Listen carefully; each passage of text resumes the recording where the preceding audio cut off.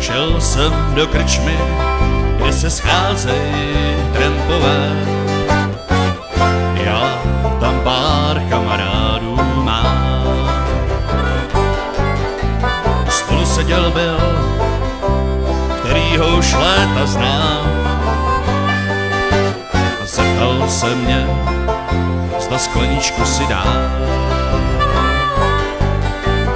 Holka provoněná jehličí, tak zůstaň a neodcházej do hlubin, jí řeky proklatý.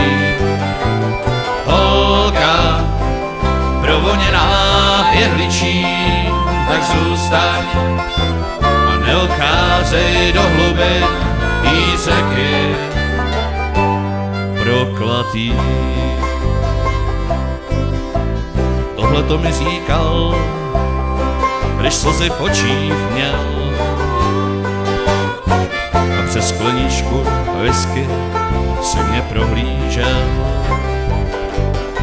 A byl tak sám a já mu pomoct chtěl. A on řekl, že v tom nepomůže už ani Bůh.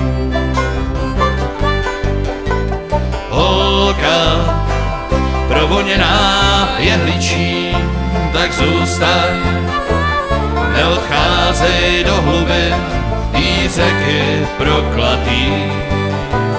Holka provoněná jehličí, tak zůstaň a neodcházej do hlubin, tý řeky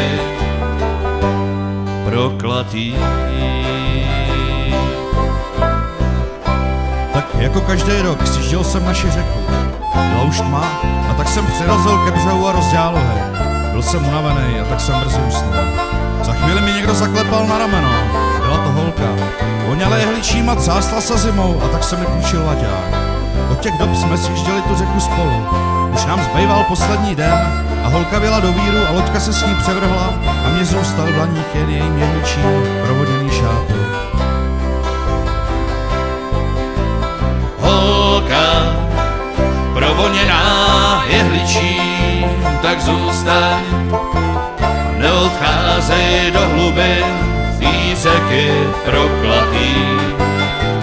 Holka provoněná jehličí, tak zůstaň a neodcházej do hlubin, tý řeky proklatý.